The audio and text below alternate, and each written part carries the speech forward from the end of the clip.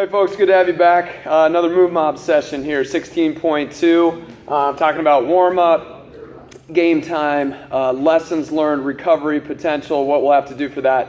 We start with the warm-up. 16.2, as we all know, is a decent amount of toe to bars, followed by a small to medium amount of double unders, and then hitting the squat cleans. And this really becomes a squat clean workout with some cardio that you have to consume before you get there. That's what it looks like on paper. As we'll go through this, a little bit more physical exertion is known here, and you have to take it into consideration on how you really approach this, because your pacing and your approach is really, really important. And if you're going based off of what Dan Bailey and Bjorven did last night, yeah, that's not really realistic for the average person, even for the elite level person. The way that you're going to have to pace this and pay attention to certain parameters throughout is really important. But as far as the warm-up, man, it's just a squat warm-up, for the most part. T-spine, front rack position, front rack rolling to make sure everything's nice and smooth so you can keep a nice, solid, integrated spine all the way down through full depth through your squat is going to be a great starting position. So we've got a front rack roll. Then going into some hip openers in terms of hip flexion, external rotation. Not so much openers, but making sure that you can externally rotate as you're dropping down so you can keep that spine integration. We got our pigeon stretch, something that we call the squatting runner stretch, where you're really simulating that bottom of the squat position. Doing some banded distraction to kind of pull yourself into the back part of the hip capsule is going to be some good things to spend some time opening up that bottom position or position via the squat. Anything hamstring related with a little bit of tension, so more of your classic hamstring stretches, not so much for the squat, but just so you don't have to overpower your hamstrings to get through with using your core doing the toe to bar. Meaning, if I'm super tight through my hamstring and I can't pull it up, I'm going to have to work super hard through my quads, super hard through my core to try and get my foot up. Whereas if you watch Bjorven the other night, man, it just looked like he was just kind of doing a front. I mean, it didn't even look like his legs were really attached to his body. Previous gymnast, great hamstring range of motion. That's the idea behind opening up the hamstring, so you don't have to work nearly as hard per repetition in the toe to bar, and that makes for a lot of energy conservation when you're coming to your squat cleans. The last thing is ankle and foot. So if you're an ankle foot person like myself, just make sure that you go through any of the Achilles, any of the soleus, any of the gastroc, even the foot and arch, getting that opened up so you can stay grounded through your heel when you're driving out of that bottom position. Very, very important to do so. That's going to be a huge part of the warm-up. As we kind of progress through this, game time. Yeah, holy shit. I got my ass served to me, realistically. I'm sitting here thinking, gosh, I wonder if I can hit a PR at 275. I got a 271 rep max.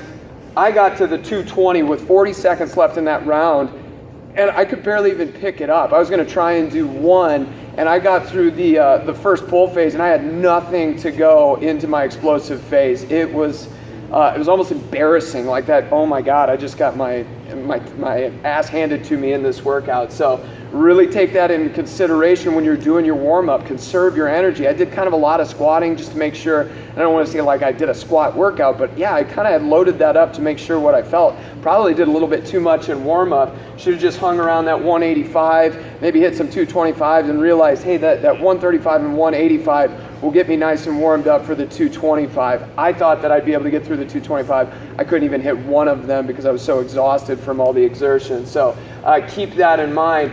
What I said is at 185, I got that done at about 749, 748, somewhere around there, right around the 750 mark. So, man, that took a lot of time to get through those reps. I remember looking at my coach being like, whoa, I was not expecting this to happen. So, kind of know where your one rep max is, and roughly at a little over, around 60% of that is going to be a chore when you're under that fatigue. So keep that in mind with saying, hey, that first round, I got to kind of keep the pedal to the metal a little bit. Not so much that I'm going red line, but man, I'm bumping that 80-85% exertion. So I know that I can make it through that second weight so I can get a good score as far as time on finishing that double unders for the tie break, but also allowing enough time for potential recovery so I do have enough to get maybe 1 or 2 reps in the next time that I test this. But again, I wasn't even close on that 225, and we'll talk about some of the reasons for that now. Lessons learned, I'm going to have a little bit of insurance. I know a lot of people are like, oh, everybody's got insurance, is why they didn't do good. Yeah, that's true. Nobody likes to hear, yeah, but at the same time, I'll go through, did a Metcon on Wednesday, actually 2 back-to-back that were GHD sit-ups and muscle-ups, and then went through a 5-round rowing, heavy wall ball, double under. So kind of a lot of the stuff that we did today, and it a little bit broke down, felt it through the midline a little bit, and I think that's where I was starting to feel it at this 225. I was just kind of broken down. I get some recovery in, and I'm thinking I'm going to hit probably 1 or 2 and maybe get a little bit faster through those initial toe to bars. So if you're looking at this and you've done it and you're like, oh man, maybe look and see what were you muscularly fatigued with, and kind of tell yourself, how can I do this a little bit differently?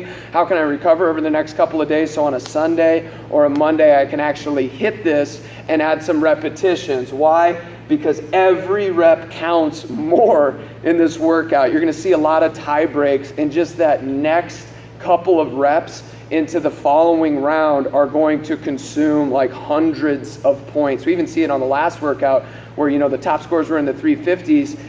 This I think will even be more so on that, with people kind of maybe getting through half or kind of just barely getting through that first or that second round. I think that's the average where it's going to be. I think there'll be a lot of people that get into the 225 or that bracket, but man, every rep in there is going to count probably for more than they did in the previous workout. So pay attention to how are you going to recover between now and your repeat.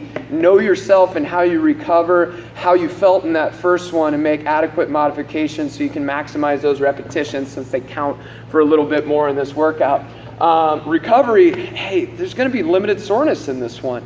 It's a totally different feel. You were lying on the ground wondering what the hell happened to you in 16.1, thinking, am I going to die?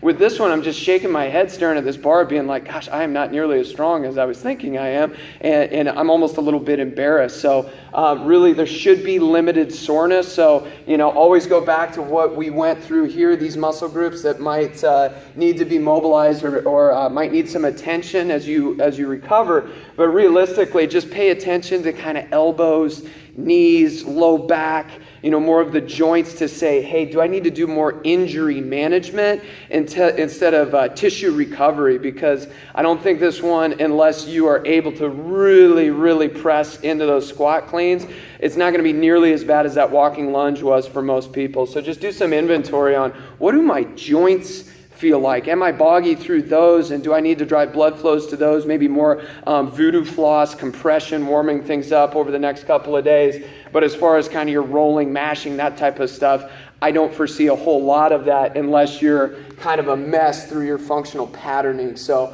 hopefully you don't have to do too much management, but I would be surprised if there's a whole lot there. Hopefully this helps.